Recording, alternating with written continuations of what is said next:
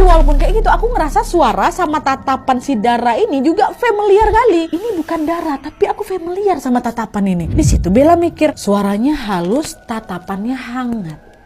Bukan Dara, ini siapa ya? Dan tidak lama kemudian, Wak, seketika Bella tersadar. Astaga, aku tahu.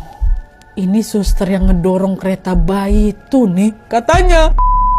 Hai, wassalamualaikum warahmatullahi wabarakatuh. Terima kasih sudah klik video ini. Oke, Wak, jadi akhirnya setelah menyelesaikan KHW Nusantara dari Provinsi Sumatera, sesuai janjiku di hari Minggu ini kita udah mulai masuk ke KHW 2 kali seminggu ya. Sebelumnya aku mau ngucapin terima kasih banyak buat kalian semua yang udah request minta KHW diadakan seminggu 2 kali. Semoga ini betul-betul bisa menjadi hiburan untuk kalian dimanapun kalian berada, baik kalian tim nonton malam kah, tim nonton pagi kah, pokoknya jangan bosan-bosan waktu luang kalian ditemenin sama KHW, Wak, ya. Karena aku pun juga gak pernah bosan nih, Wak, untuk berbagi cerita Wawa ini dengan kalian semua. Begitu juga dengan Wawa yang sedang mengirimkan ceritanya ke kita. Dia pengen berbagi juga. Tapi abis ini jangan ngelunjak. Nah, dia tiap hari lah KW-nya. Nggak bisa kayak gitu juga, Wak. Mohon maaf nih. 2 kali seminggu nih udah betul-betul kami optimalkan kali ini ya. Nah, jadi, Wak, di KW malam ini kita akan membahas satu kisah yang sangat epik kali menurut aku. Yaitu tentang Wawa kita yang hampir menjadi tumbal di sekolahnya sendiri.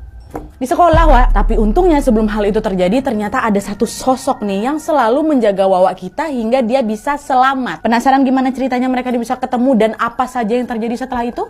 Tanpa berlama-lama, kita langsung masuk aja ke apanya. Cekidot.